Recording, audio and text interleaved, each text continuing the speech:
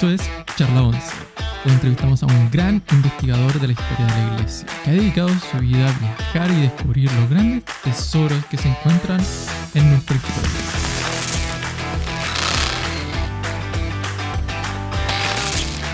Hola, hola a todos, ¿cómo están? Hola Miguel, ¿cómo te va? Hola, ¿qué tal? Bien, bien, aquí en un lluvioso día en Santiago de Chile y estamos felices de poder tener una nueva conversación interesantísima hoy día. Damos de inmediato a nuestro invitado. Quien vamos a tener con nosotros es José Luis Díaz, él es investigador independiente, ingeniero en control y gestión y licenciado en educación. Él ha recorrido varios países del mundo en los últimos años y últimamente estuvo en Ciudad de México, donde nos pudimos ver, donde él también presentó en el Congreso de Estudios Mormones Globales sobre la presencia o sobre cómo se estableció la iglesia en el norte de Chile y el sur del Perú. Y sobre esa interesante investigación nos vamos a conversar hoy día también. ¿Cómo estás, José Luis? Muy bien, gracias Miguel y Yamil por la invitación. Siempre es un placer poder conversar acerca de la historia de la iglesia y bueno, y de la iglesia en general. Gracias por estar con nosotros, José Luis. Y bueno, queríamos, aparte de presentarte, no sé si hay algo más que quieras comentar sobre ti para que te conozcan mejor las personas que nos escuchan. Sí, bueno, vivo en la ciudad de Arica, más ariqueño que la aceituna, como así dicen. Sí, porque el ariqueño siempre tiene que comer una marraqueta con aceituna y mantequilla. Y de ahí viene el dicho más ariqueño que la aceituna. O Ah, el sándwich de aceituna también. Bueno, como tú bien lo decías, soy ingeniero en control de gestión, soy licenciado en educación también. Últimamente, en los últimos 2 años, he estado viajando por el mundo, recorrí alrededor de 17 países, pero me asenté básicamente en Irlanda, en la capital de Dublín. Allí estuve alrededor de unos 15 meses, tuve un llamamiento en la iglesia. Fui secretario del obispo de trasladaste tu ficha y todo. la ciudad, exactamente, sí.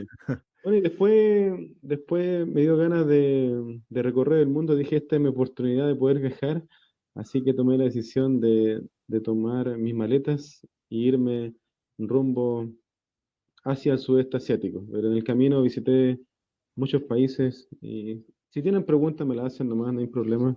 Tengo un proyecto igual de poder escribir algunas memorias de estos viajes que realicé. Ah, bacán. Oye, a mí me gustaría saber cómo nace en ti este deseo de estudiar elementos religiosos o estudiar cosas de la historia de la iglesia. ¿Por qué este deseo?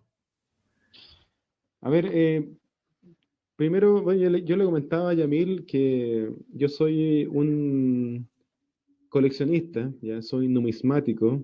Numismático viene de los que coleccionan y estudian las monedas. Bueno, y todas sus Mm. variantes que pueden ser los billetes, todo lo que tenga que ver con el medio para comprar un bien o un servicio a través de la historia. Y eso me llevó también a poder escribir acerca de la historia de Chile, pero desde la mirada de la numismática. Y bueno, también colecciono libros, tengo alrededor de 500 libros. ¿Los Es leíste temática. todos? No, no, no. ¿Cuántos de esos has leído? Yo creo que unos 25 por ahí más o menos. Son también para consulta. Por ejemplo, las temáticas son teología, genealogía, historia de Chile, mineralogía, geología, numismática, botanística. Hay algunas ramas por ahí. Bueno, y Botanista. también me interesan mucho lo que son los libros de la iglesia. Creo que tengo alrededor de unos 100, por así decirlo, libros que tengan relación con la iglesia a la cual nosotros pertenecemos.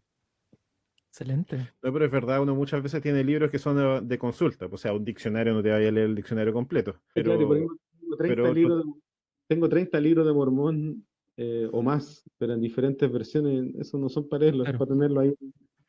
Cada uno podría consultar, por ejemplo, dónde se imprimió, a qué iglesia perteneció. Bueno, de hecho tengo como 7 libros de Mormón que no pertenecen a nuestra iglesia. Son otros libros de otras ramas que se podría Claro. decir, de la restauración o del movimiento santo de los últimos días.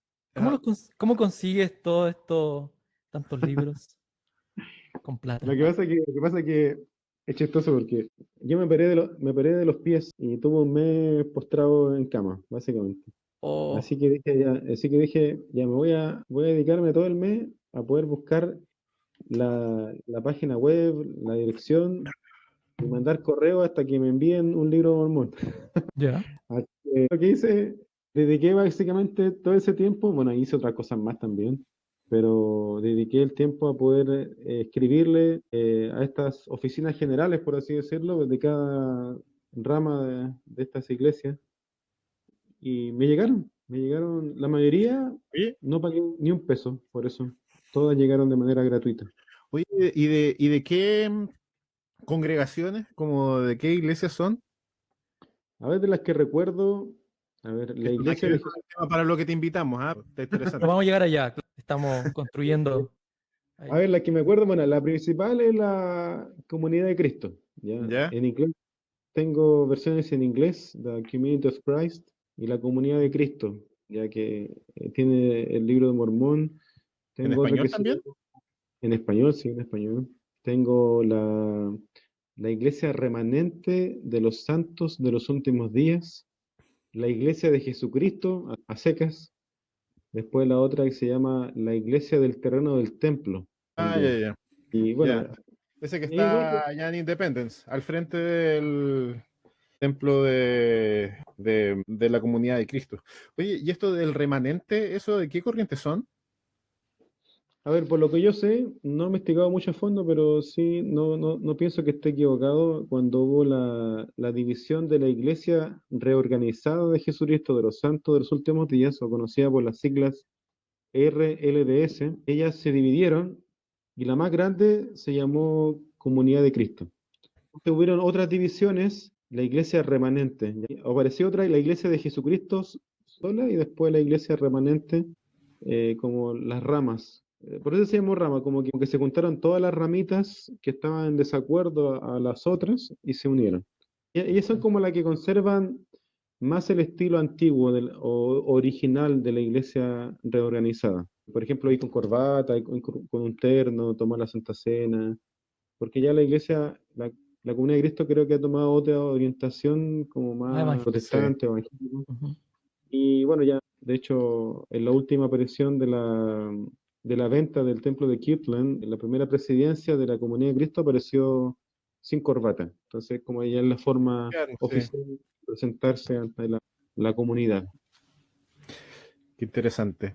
Oye, y bueno, cuéntanos un poco de tu investigación, sobre qué se A ver, trata, grandes ya, pues, rasgos. bueno, voy a unir la pregunta, que creo que no la respondí, y esta la que tú me hiciste. Bueno, el interés de escribir de la iglesia tiene que ver con mi ida a Irlanda, ¿ya? El estar lejos de mi ciudad me llevó a poder investigar. Tenía algo yo avanzado, muy poco, pero esto me llevó a investigar un poco más, contactar a los miembros de la iglesia y prácticamente avanzar casi 400 páginas de un libro que deseo terminar, pero que tiene que ver con la historia de la iglesia en Arica. Y bueno, así investigando, leyendo libros por internet, investigando en diferentes fuentes del ciberespacio. Y así, creo que esa fue la forma, el echar de menos a mi país y a mi ciudad. Oye, ¿podríamos decir que lo que vamos a hablar ahora es parte de tu libro? Sí, tiene que ver mucho con el origen de la iglesia en Arica, sí. ¿No tienes miedo de hacer un spoiler de tu libro? No, básicamente, No, es un eh, tráiler. Un trailer, a ver, claro. el origen empieza en Toquepala, en el sur del Perú. Después Arica pasa una familia, hay un milagro que me gustaría hablar, un ¿Mm? milagro que ocurre antes de la llegada de los misioneros. Y después, bueno, hay mucho bautismo, la iglesia en Arica tiene mucho éxito a comparación del Perú. Y bueno, en la actualidad tenemos dos estacas, tuvimos tres, pero hoy día tenemos dos muy fuertes. Así que en una ciudad que tiene alrededor de 250.000 habitantes, tener dos estacas es algo increíble, sí. Claro. Sí, una de las zonas urbanas con mayor concentración de miembros de la iglesia en Chile, Arica, al menos la parte urbana de Arica. Bueno, vamos desde el principio. Cuéntanos de ¿Cómo qué se... naciste? Ah, sí. No, no tan atrás.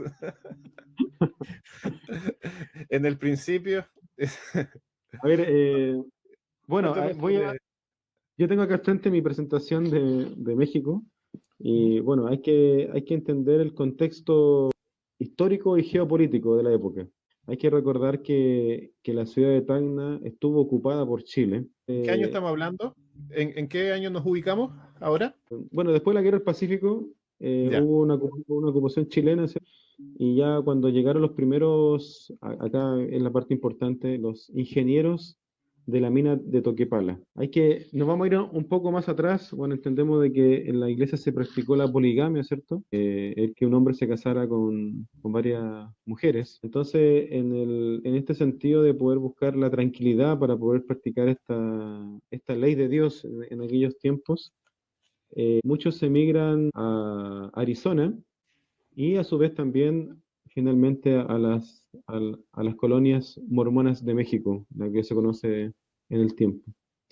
Bueno, después la iglesia terminó con esta práctica. Algunas ramas de México continuaron con la tradición y consideraron que ellos debían seguir, pero la gran mayoría decidió que no debía seguir con esta práctica, al igual como lo hicieron los miembros de la iglesia en Utah. Y bueno, y finalmente tuvieron hijos, generaciones. Estas familias, muchos fueron a la universidad, ¿cierto? Se graduaron de la universidad. Entonces, la minera South Cooper Corporation, que era tenía sus principales accionistas en Utah, busca empleados que cumplan la condición de hablar español y inglés. ¿Ya? ¿Ahí los dueños eran miembros de la iglesia?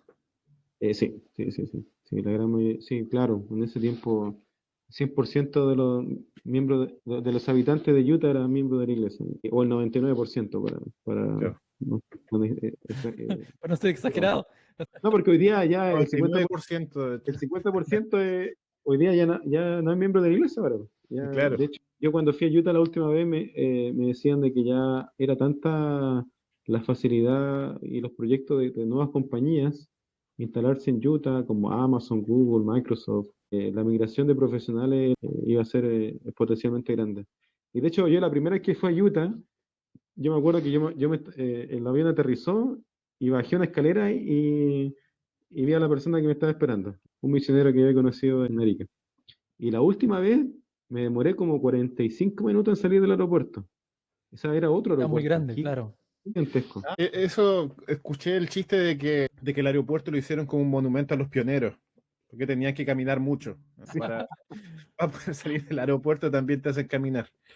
Bueno, entonces, ya, volviendo al tema de las colonias mormonas, emigran básicamente aproximadamente entre 15 y 16 familias de las colonias mexicanas, de Juárez, bueno, todas las colonias, Juárez, Chihuahua y otras más, emigran al sur del Perú a, a- a asentarse básicamente en esta localidad eh, al interior de la ciudad de Tacna, ¿ya? Entonces, en el año 1956 ya habían pasado 27 años de la reincorporación de Tacna al Perú, ¿ya? Luego de estar ocupada por Chile durante 49 años. Obviamente esto comenzó en el año 1880, cuando ya Chile ocupa estos territorios en la Guerra del Pacífico. ¿Ya? Hay que tener también que la geografía de la zona es desértica. ¿Ya? Geográficamente, Arica se encuentra en el desierto Atacama, así se le conoce en los libros de geografía chilena. Y es el mismo desierto que continúa en el Perú, pero ellos le llaman del desierto costero. Pero es la misma zona desértica. Después hay que entender de que este distrito que se llegó a formar después, el distrito de la iglesia, estaba dividido por una frontera, ¿ya? La frontera de la Concordia, ¿ya? O Chacayuta, como se le conoce actualmente. Y bueno, hay que entender que también hay mucho intercambio comercial, mucho intercambio de camiones, de personas, así que Hasta el día de eh, hoy. hasta el día de hoy. De hecho, creo que es la segunda frontera más concurrida después de la frontera de México con Estados Unidos. Creo que es la frontera de Chihuahua, si no me equivoco. Y después, otro dato es que en Toquepala los trabajos de la mina para el desarrollo de esta industria comenzaron en 1950, ¿ya? Y para entrar en vigencia más operativamente en 1960, con una capacidad de 46 toneladas por día de extracción de cobre. ¿ya? Entonces ese es el contexto histórico. Y bueno, instalan una escuela en el año 1906 para los hijos de los mineros. Yo me contacté con un Disculpa, niño. Dime, dime. antes de llegar ahí, ¿en qué año se estableció la iglesia en Perú? En Perú, ¿Tienes ese dato? no lo sé, pero debe ser un poquito antes que esto. Ya, en Lima, el hermano Frederick Williams, creo que él era el secretario de la rama y su padre el presidente de la rama, pero creo que unos años antes nomás. No tengo el dato acá, pero debe haber sido un poquito antes. En 56.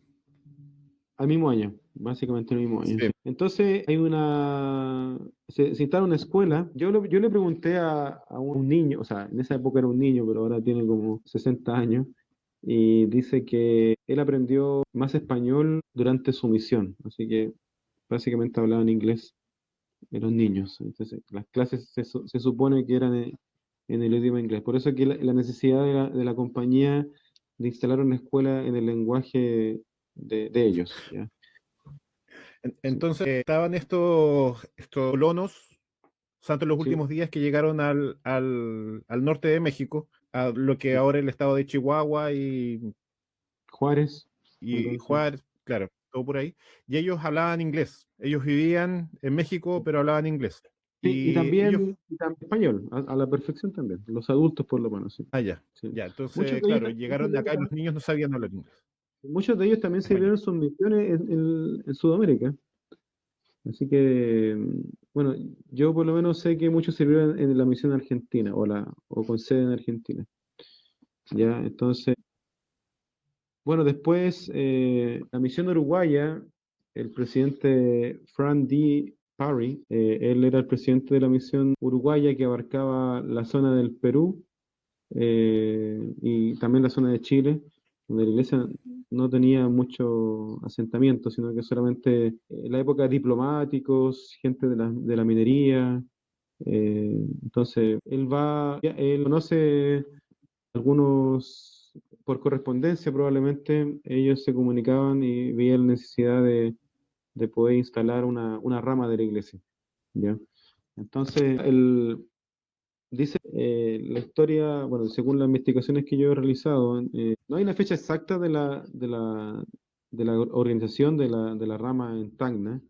Ya, hay que entender que antes de que vivieran en las minas de Toquepala, se fueron a vivir a Tacna, todos los mineros. ¿Ya? Entonces no había un asentamiento habitacional, por así decirlo, en la minera, sino que todos vivían en la ciudad de Tacna, por lo menos los miembros de la iglesia. Entonces Marion C. Robinson, que era un ingeniero de la mina Toquepala, se convierte en el primer presidente de la rama en esta localidad del Perú. Y el profesor que lo mandaron a organizar la escuela se convierte en su segundo consejero. ¿Ya? Entonces, y el otro consejero era de Chihuahua, también era igual como el hermano Robinson, eran de Chihuahua. La O historia sea, de la iglesia, los tres eran mexicanos. no, pero el primer consejero era de Arizona. Entonces ahí viene la conexión. De hecho, yo le pregunté a un profesor en la convención que estuvimos en México por qué estaba esta conexión de Arizona con las colonias mexicanas y no Utah con las colonias mexicanas. Era por lo mismo, porque primeramente muchos polígamos emigraron a Arizona y de allí a esta parte de México. Entonces casi todos estaban casados entre, Entre ellos entre, Ellos. mismos. claro, entre Arizona y mexicanos de las colonias, pero no con Utah. Así que se repite mucho el nombre de Chihuahua, Juárez y Arizona.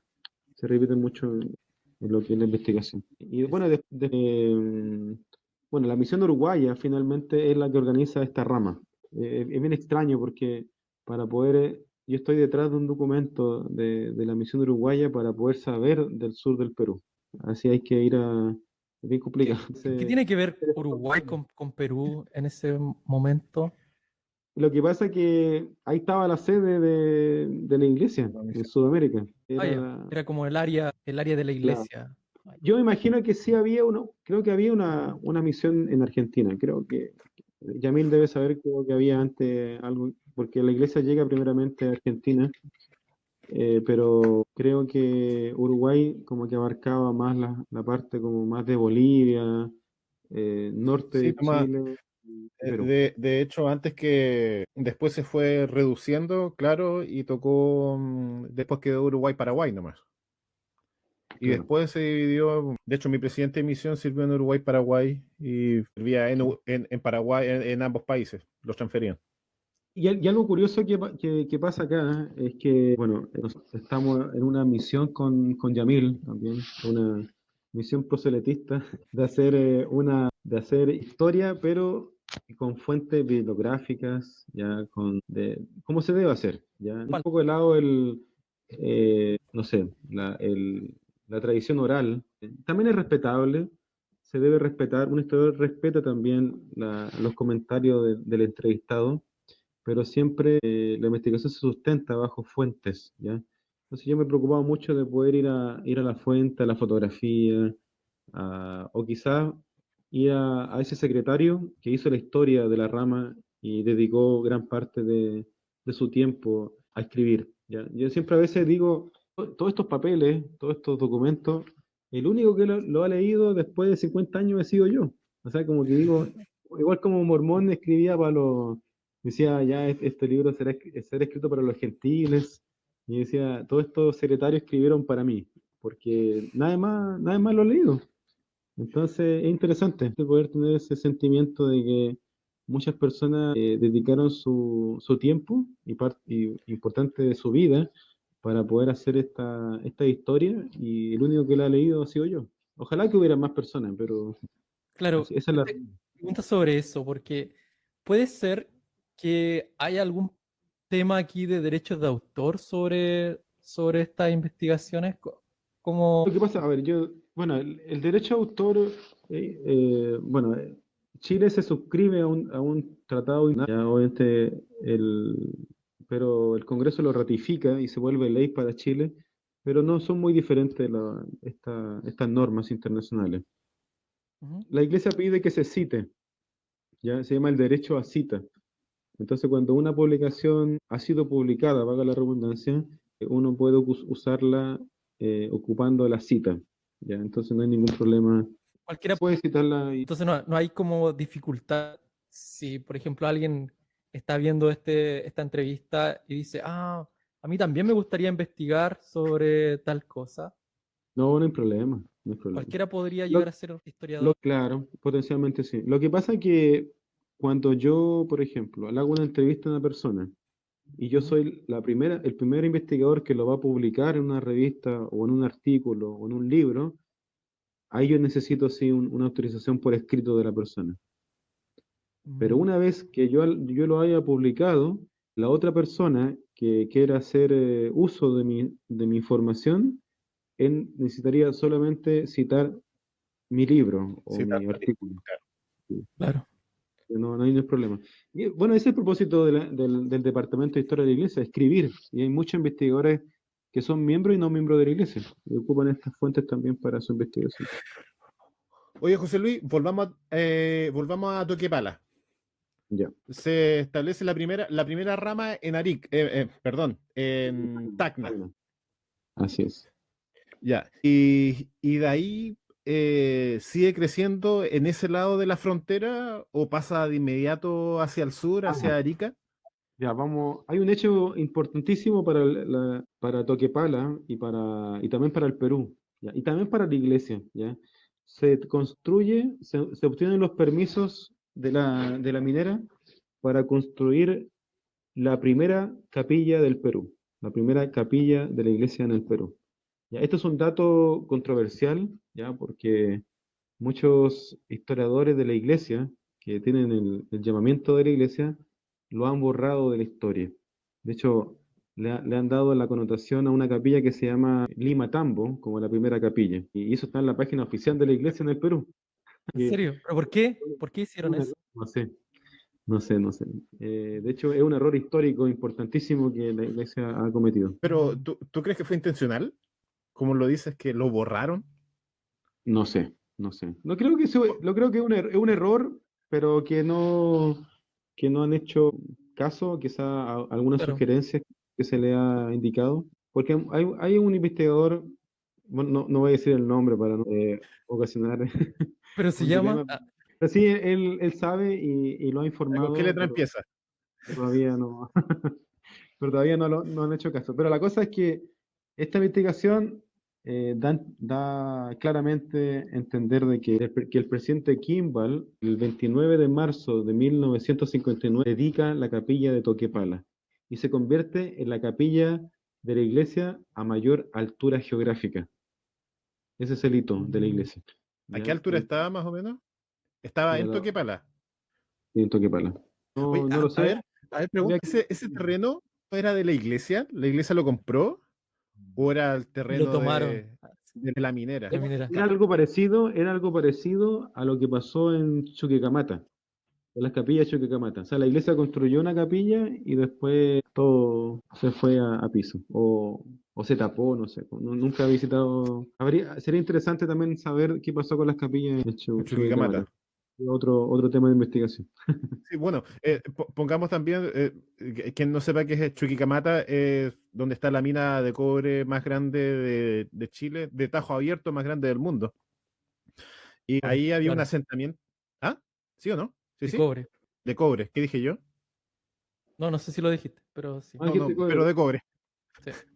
Ya, y ahí estaba el asentamiento minero, el campamento minero, era un pueblo bastante grande, que era Chuquicamata. Se descubrió que debajo de ese asentamiento había más cobre, más minerales, entonces toda la gente de ahí, Chuquicamata, se fue a Calama.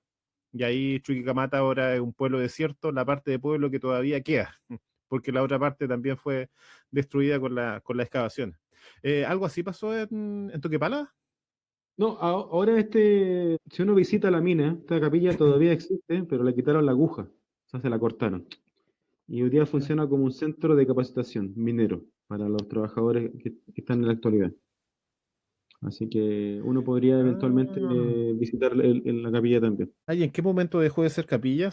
Bueno, no está en mi investigación ahora, pero sí he escuchado algunos relatos que la iglesia, hubieron algunos desacuerdos con los norteamericanos y los trabajadores de la minería. Entonces, el año 77, obviamente todos los norteamericanos y colonos mexicanos se van de la minería y la minera pide el edificio, pero le da una compensación, le da ladrillos y con esos ladrillos se construye la primera capilla de la iglesia en Tacna, que se llama, creo que es Arias Saragüez. Ya, si un peruano ve este video se va a acordar de esa capilla. Qué interesante. Entonces, Sí, y bueno, ahí yo tengo la fotografía del presidente Kimball.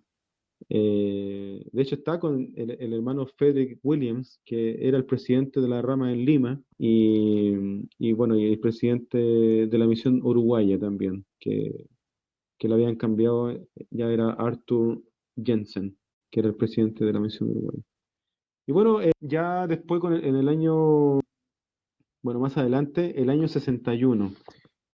El año 61, ahí tengo acá lo tengo en mi celular, tengo de hecho, hoy día publiqué en mi Facebook yo encontré la revista de este milagro, de esta experiencia milagrosa que pasa en Arica. Dice, en 1960, Juan Benavides, ¿ya?, caminaba junto a Gladys Aguilar, cuando de repente una hoja de papel, trasladada por el viento, vino en dirección a Juan y llegó a su pecho, lo que le dio la oportunidad de tomarlo inmediatamente. Al ver esta hoja, se dio cuenta que era una página de la revista Reader Digest, que tenía por título ¿Quiénes son los mormones?, o parafraseando el título. Juan y Gladys quedaron entusiasmados al leer sobre un profeta llamado José Smith, sobre el libro de Mormón, la organización de la Iglesia de Jesucristo de los Santos de los Últimos Días y de la gran fraternidad entre los miembros y de la importancia que se le daba a la familia. Este simple pero trascendental acontecimiento haría cambiar sus vidas y la de miles de otros más. Finalmente, el matrimonio Benavides y otros más se bautizaron en Arica en el primer servicio bautismal, realizado el 1 de julio de 1960. Esta revista, bueno, hay que entender que fue el año 1960.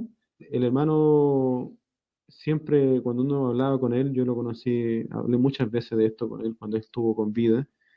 y hablaba de esta experiencia milagrosa, ¿ya? Porque después, gracias a esta hoja que él leyó, él pudo reconocer a los misioneros cuando llegaron a Arica en enero del año 1961.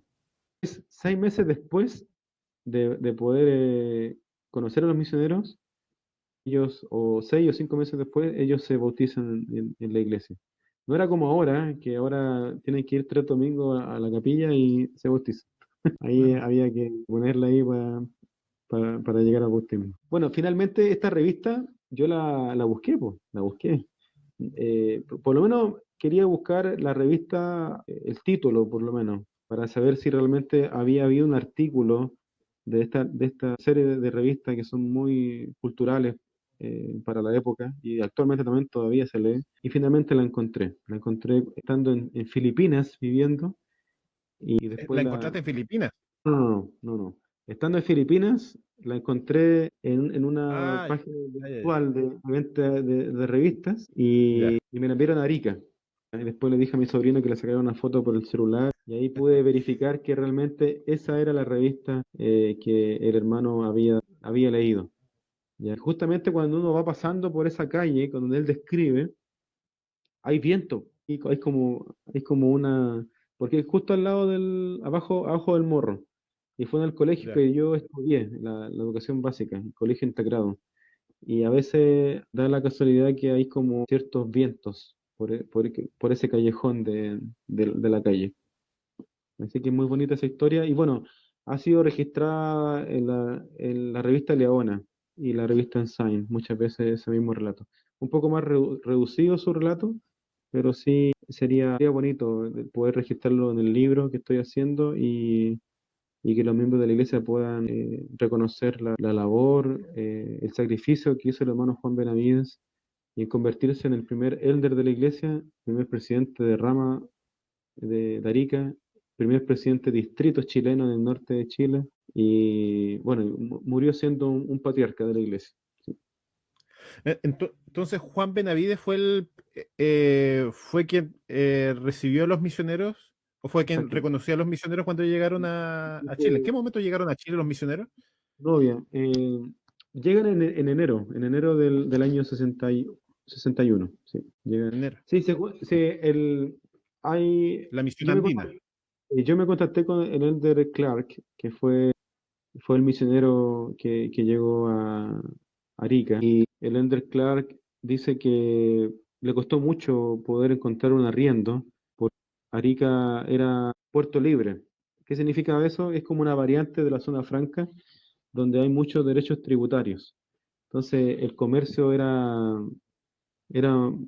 mucho en la época. Dice que alguna gente decía que era fácil llegar a los barcos y comprar un kilo de relojes para poder revenderlo después. Entonces llegaba mucha gente de Bolivia, del Perú, para poder comprar. Entonces no había arriendos, básicamente. Y de hecho, los misioneros dicen que se juntan con el gobernador de la época, ¿ya? Y el gobernador de la época se llamaba Antonio Encina de la Torre. Él era el gobernador y también era presidente de la Junta de Adelanto de Arica. Fue una junta donde se hicieron muchas obras arquitectónicas en la ciudad que todavía disfrutamos de ellas. Y Elder Clark, siendo una especie también de relacionador público, él le habla de la iglesia y el gobernador sabía que había miembros de la iglesia habían practicado la poligamia. Entonces le dice, si puedo practicar la poligamia, me uniré a los mormones. Entonces, pero era una especie de chiste nomás que era para poder soltar la tensión. Y él ofrece la ayuda para poder buscar un lugar para poder vivir. Viven por un tiempo en un hotel de la ciudad, bien reconocido, y después se cambian a un segundo piso al frente de la plaza de armas de la ciudad, hasta que después conocen a una investigadora de la época que su hermano estaba vendiendo una casa. Entonces, como no había la opción de arrendar, tuvieron que comprar o arrendar una casa. Era difícil arrendar y era difícil comprar también, pero esta casa la arrendaron, no la compraron, pero tuvieron que hacer modificaciones. Ahí está la cosa, sí. Tuvieron que tirar palas. tuvieron que pintar, contratar Claro, no maestros. estaba preparada para Claro. habitarla, seguramente. Ujú. Entonces, la iglesia creo que, no estoy seguro si la compro o no, tengo algunos datos pero estarán en el libro disponible. La cosa es que construyen la primera pila bautismal. Y o sea, el hermano Ahí en esa Benavides, casa. exactamente, no fueron al mar, no fueron a un río, sino que los misioneros y el hermano Benavides construyen la pila bautismal donde ellos van a ser bautizados. Así que el Oh, hermano Benavides no fue el primer bautismo, ya de los 5 bautismos, él fue el quinto bautismo, fue el último en bautizarse. Así que le dio el Ah, pero la privilegio, primera tanda. exactamente sí, el le mismo dio el día, privilegio ¿no? a su esposa y a sus suegros. Así que tengo la foto de su suegra y de su esposa bautizándose en la pila bautismal. Todavía no la muestro, no está publicada en ningún lado, pero creo que vamos a hacer un evento en la ciudad de Arica, ya para poder mostrar todas esas Buenísimo. fotografías. En ese tiempo las pilas bautismales eran más como una piscina, ¿o no? Yo creo que era como un cuadrado, era como hacer un hoyo y Ajá. colocarle, era como un cuadrado de ladrillos y con una llave para que se llenara. Era como Ah, ya. súper básico. Yo creo que la persona Sí, sí, incluso tenía que un poco arrodillarse para poder Ujú. sumergirse. Una cosa así. completamente, claro. Sí, sí, sí. Mm. Habría sido bueno quizás mostrar alguna foto, pero bueno, para la otra podemos hablar más de eso. Sí. Oye, entonces, los misioneros que llegan acá, ¿de qué nacionalidad son? Los que llegan a Arica. Norteamericanos, los dos. Ya. Bueno, ¿Qué relación tiene Toquepala ahí con Arica? ya, ahí vamos a hablar un poquito. Bueno, el Elder Clark era un misionero, ¿cierto? Norteamericano, igual que el Elder. Pero el Elder Iverson era nuevito, era un greenie en la misión. Pero el Elder Clark había vivido 8 años en Colombia, porque su Ah, padre era. sabía español. que Claro. Fue súper fácil poder comunicarse. Y además, era el presidente de la rama en Tacna, saliente. Entonces Wow. tenía experiencia en el liderazgo de la iglesia. Así que por eso fue un poquito más fácil para él poder ir a la iglesia en Arica. Y sí, básicamente esas eran las características generales que tenían los misioneros. Y se convierte oficialmente en el presidente de la rama. O sea, el primer presidente de rama de Arica fue el Elder Ronald Lee Clark. Sí. Qué bonito Y en abrir ese, un sector de la iglesia como misionero importante. Sí, sí, sí, sí. Sí. Yo nunca tuve la y en oportunidad, ese, pero sí fue importante para la época. y a esa altura ya estaba hasta cuando se crea la rama en Arica, ya estaba establecido el distrito en Perú. Todavía no. Ya. Bueno, en el año 62 ya estaban establecidas la rama de Toquepala, la rama de Tacna, la rama de Arica, y cuando se crea el distrito, ya se crea el día 6 de enero del año 1160. Ahí se crea el Distrito Sur Andino, ¿ya? Y lo autoriza su creación el presidente de la misión, Sterling Nicolaisen. Él era un profesor de español, creo, sí, era un profesor de español en los Estados Unidos. Y bueno, las ramas quedan de la siguiente forma. Se crea la rama Toquepala 1, que era una rama en inglés, donde asistían los gringos de Arizona y de las colonias mexicanas. ¿Ya? Después estaba la rama de Toquepala en español, donde eran los conversos peruanos que trabajaban en la minería. Y curiosamente, el presidente de la rama de Toquepala en español, o Toquepala 2, fue el hermano William Romero, que es el primer peruano en servir una misión regular. Es un dato también histórico igual. Todavía está vivo, fue el hermano Romero. Bueno, en Tacna también se crea, había veces que había un funcionario de la mina Toquepala en Tacna que se hacía cargo y otras veces era el mismo misionero que la presidía. Y en Arica, bueno, en Arica se crea la rama Arica con el presidente Juan Benavides como su presidente. Sí, estaba conformada la. Y ya habían 4 nacionalidades, o sea, habían 4 nacionalidades en un distrito. Yo creo que eso en la historia de la iglesia es poco común ver eso. Era poco Eh, común. Ahora, Todavía, sí. Bueno, No, pero ahora sí, bastante común. Pero ya ahora con la migración ya es un poco más normal. De hecho, en mi estaca, el presidente es chileno, el otro consejero de Centroamérica y el otro es peruano. Así como- Ya es como más normal. Por lo menos para Arica hoy día es normal. De hecho, en Tacna el presidente destaca es venezolano. No sé, en Santiago Centro al menos también es súper normal tener líderes de diferentes nacionalidades. Yo creo que de todas maneras ese fenómeno como de tantas nacionalidades se daba quizás en Utah, cuando Claro, muy comenzaron a llegar poco. Mm. cuando comenzaron a llegar los pioneros, capaz, y O capaz en Inglaterra, otros, Inglaterra, Irlanda. Esos eran claro, o capaz en Argentina o Brasil, donde primero llegaron, los primeros miembros de la iglesia eran alemanes que llegaron. Entonces ahí capaz podría haber como una multiplicidad de nacionalidades, pero 4 nacionalidades compartiendo el mismo distrito, eso sí es Sí, era interesante. sí. Oye, ¿y Sí. cómo? Bueno, no sé si tienes información sobre esto. ¿Había discriminación de alguna forma en ese momento o no? Porque yo creo que en ese tiempo era más evidente la discriminación, A por lo ver, tanto. yo creo que, por lo menos yo no he visto en mi investigación algo que refleje que hubo una discriminación en la parte de la iglesia. No, no había, no. De hecho, en la zona habían afrodescendientes, que es como el lado más delicado de la iglesia, Claro. pero no hay antecedentes de que se hayan unido a la iglesia. No, no. Por lo menos quizás puede ser que los hermanos peruanos no ocuparon un cargo a nivel del distrito, ¿ya? Quizás ¿por qué? Que no Eso te iba a tenían, preguntar.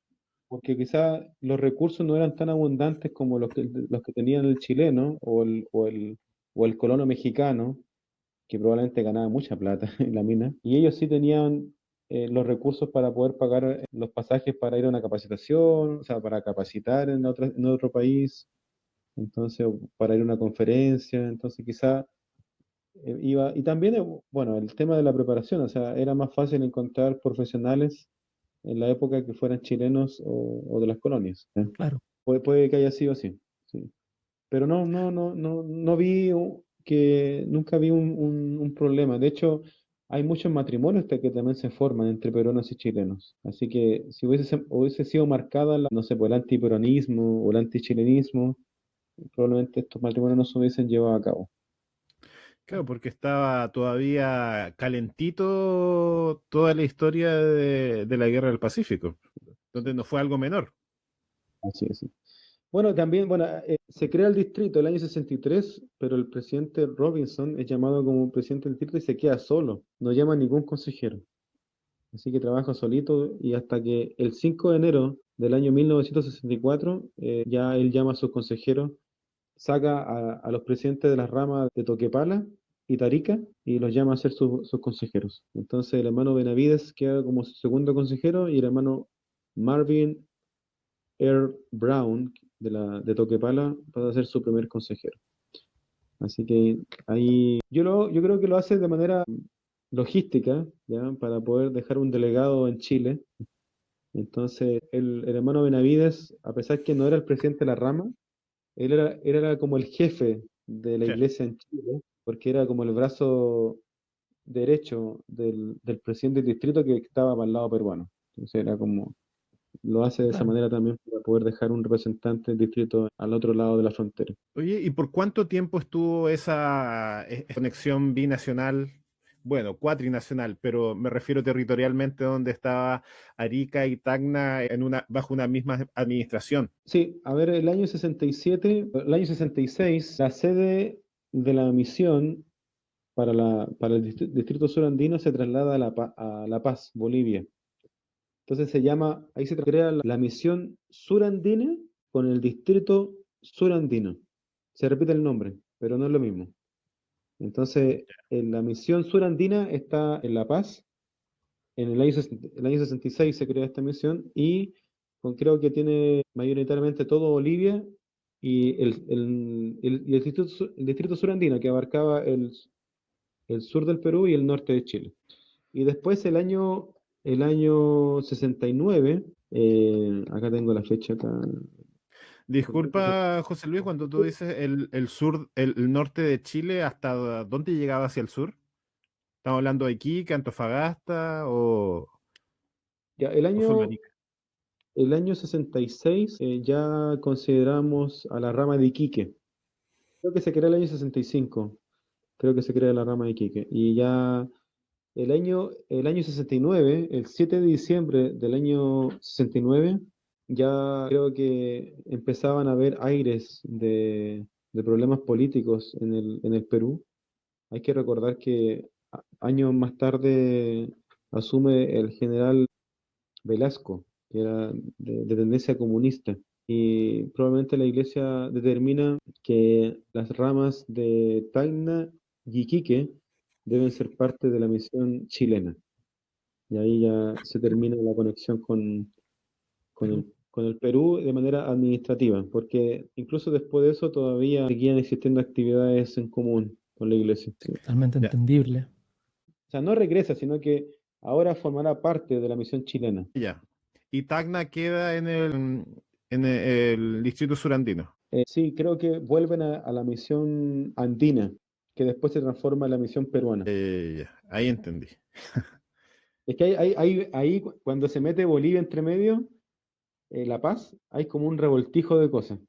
Y de hecho es un problema para poder buscar los documentos que realmente corresponden, porque el Departamento de Historia de la Iglesia, en ese cambio de nombres, ellos también tienen una ensalada.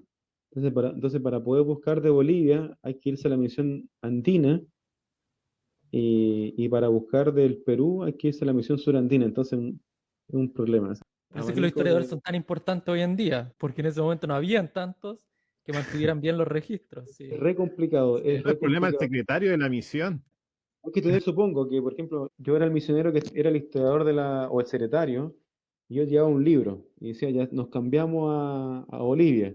Y se llevaban todos los libros y continuaban escribiendo en lo que faltaba el libro, pero le cambiaban el nombre de la misión entre medio del libro, pero la tapa quedaba con la misión antigua.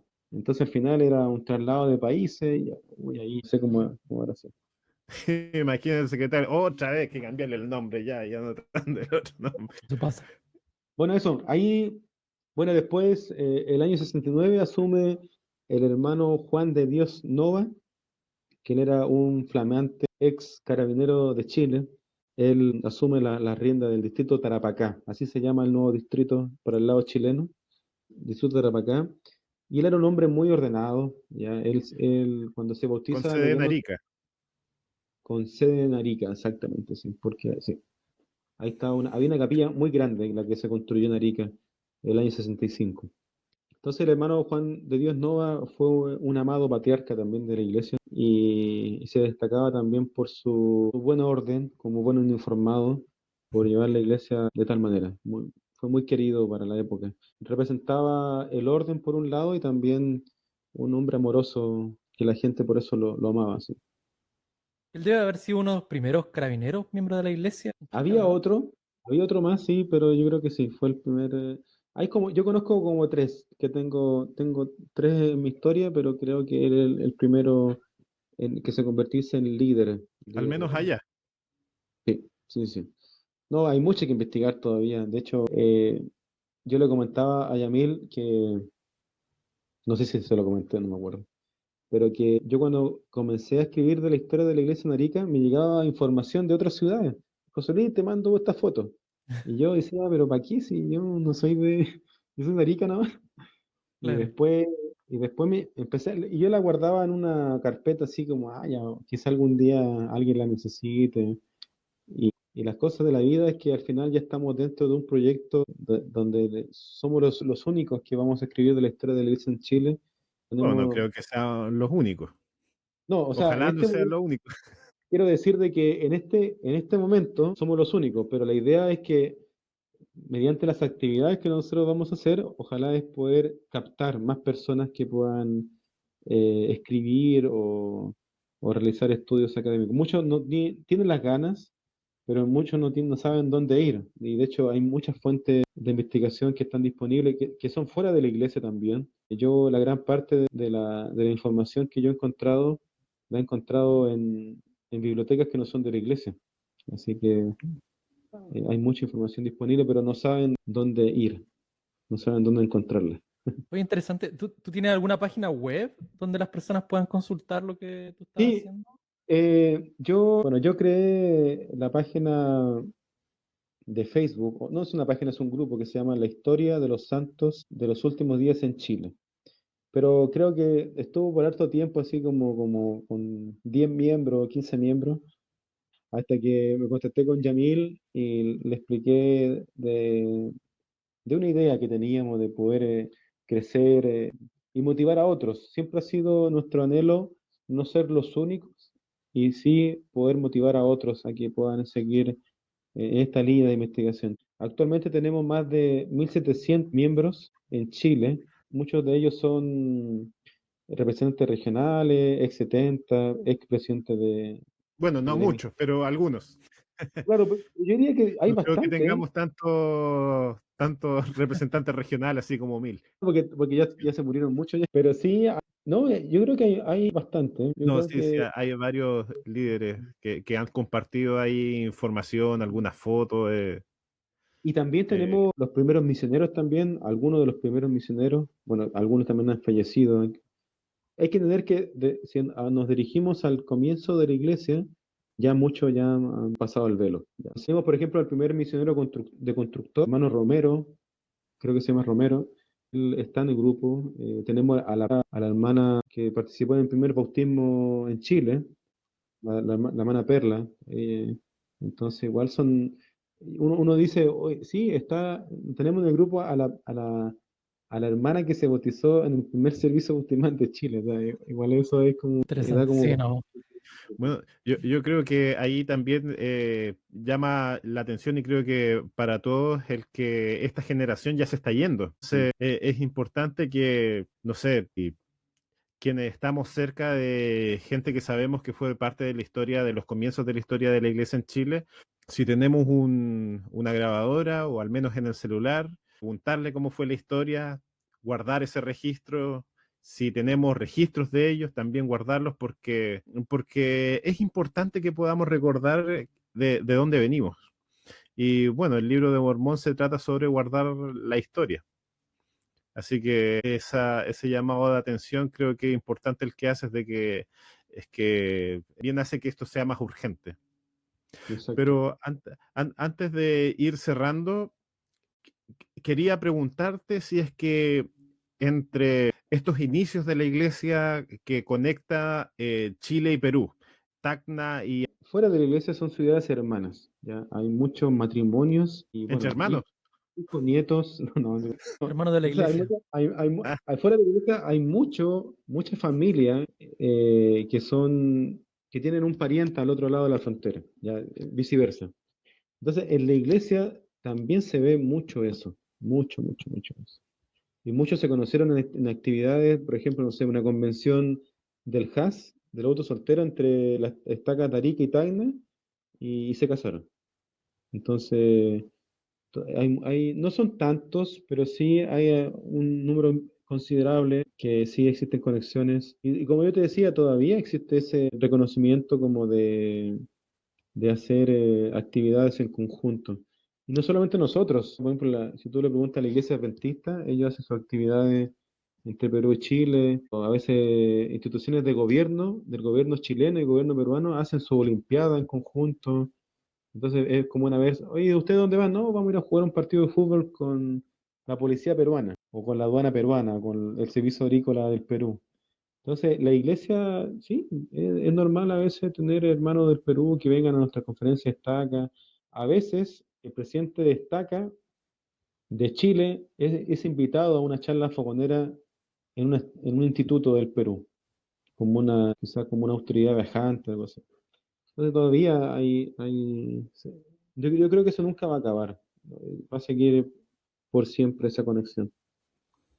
Qué bonito. qué genial todo eso. Bueno, tengo el privilegio de conocer ambas ciudades y claro, la interculturalidad o la internacionalidad se respira tanto en Arica como en Tacna. O Sí. sea, tanto Perú, la cultura de Perú y Chile se mezclan ahí en ambas ciudades. Como Eso. es imposible no sentir no sentir Perú en Arica como no sentir Chile en Tacna. De verdad se siente así.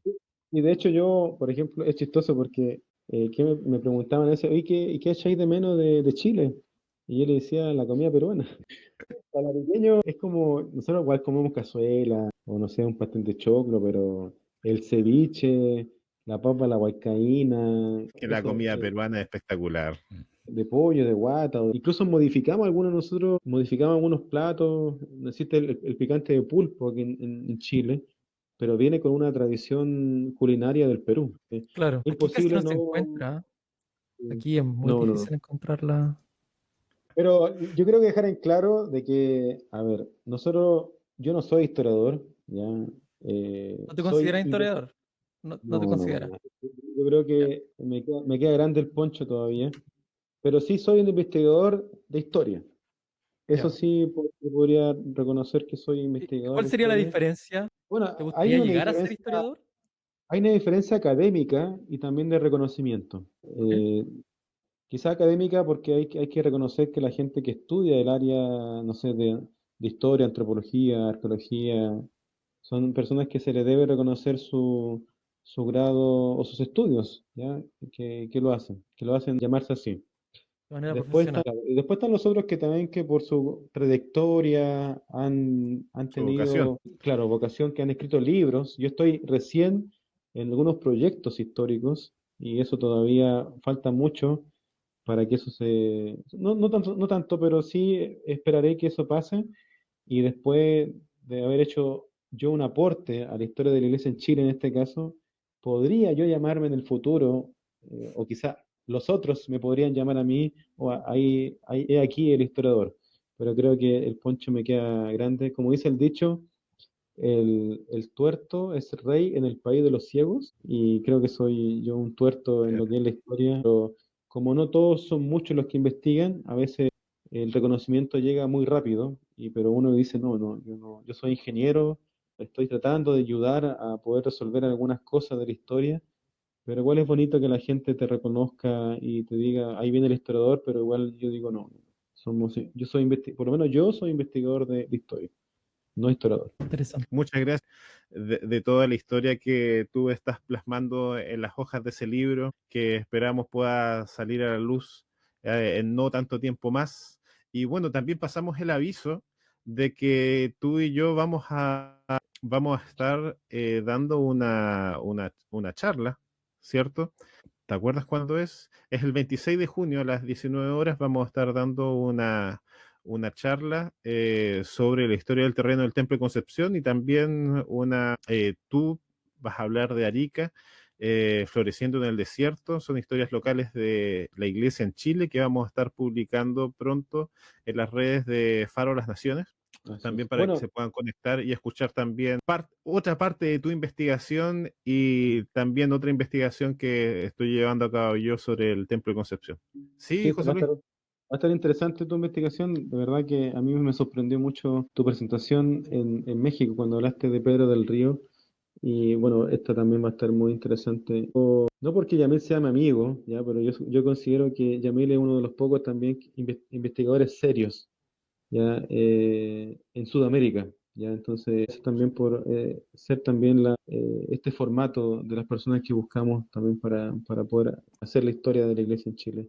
Bueno, también yo estoy dispuesto también a poder hablar de mis viajes. Ya no es fácil a veces encontrar una persona que haya conocido 26 países. Y no soy mejor que otras personas, pero sí me siento un privilegiado de poder haber visitado la iglesia, los templos. No, quizá a modo de introducción para otro día, a veces es curioso saber que, por ejemplo, en Turquía la iglesia se llama la Asociación de Personas de la Iglesia de Isa, ya que es la traducción de Jesús en árabe, pero es el nombre que ocupa el profeta Jesús en el Islam, en el Corán. Entonces la iglesia ocupó el nombre de la traducción del libro del Corán para poder referirse al nombre oficial de la iglesia en Turquía. Entonces hay muchas cosas que a veces desconocemos, cómo la iglesia funciona alrededor del mundo, que se pueden juntar en hoteles para practicar las reuniones sacramentales. Entonces estoy dispuesto también para que me puedan invitar en una próxima oportunidad. Por supuesto, muchas gracias, José Luis, por tener el valor de hacer esto. No, no es nada fácil y dedicar tu tiempo a hacer esto tan bonito que es estudiar la historia de la iglesia y de ayudar a otros a que puedan también conocer nuestro pasado, que por supuesto nos define al final. Gracias.